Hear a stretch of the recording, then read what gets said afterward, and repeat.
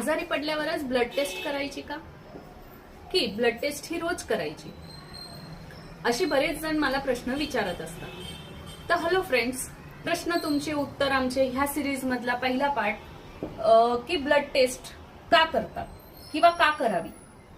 तर चला मग बघूया की ब्लड टेस्ट का करावी. तर जसं कुठे आपण बँकमध्ये गेले की लोन घेण्यासाठी सिबिल स्कोर गरजेचं असतं व्यक्तीच्या फायनान्शियल स्टेटस बघण्यासाठी, तसंच आरोग्याची बँकमध्ये ब्लड टेस्ट ही शरीरामध्ये काय चाललेलं आहे हे जाणून घेण्यासाठी महत्वाची असते. आपल्याला माहिती आहे की ब्लड म्हणजे आपल्या शरीरातलं एक महत्वाचा द्रव पदार्थ आहे की जे आपल्या शरीराच्या वेगवेगळ्या अवयवामध्ये ऑक्सिजन पोहोचवण्याचं काम असो किंवा न्यूट्रिएंट पोहोचवण्याचं काम असो किंवा हार्मोन वेगवेगळ्या अवयवामध्ये पोहोचवण्याचं काम असेल तर ते ब्लड हे करत असतं.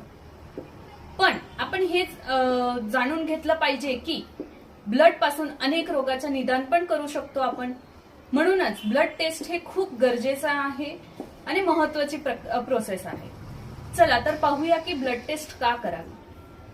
तर सर्वात पहिला, रोग ओळखण्यासाठी आपण रोज वेगवेगळे रोग बघत आहे, रोज वेगवेगळे व्हायरस, वेगवेगळे बॅक्टेरिया ह्याच्या संसर्गाने वेगवेगळे रोग होत असतात, जसं की डेंग्यू, मलेरिया, चिकनगुनिया.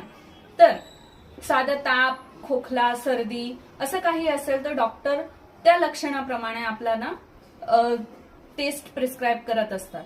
तर डायग्नोसिससाठी हे ब्लड टेस्ट महत्वाची आहे.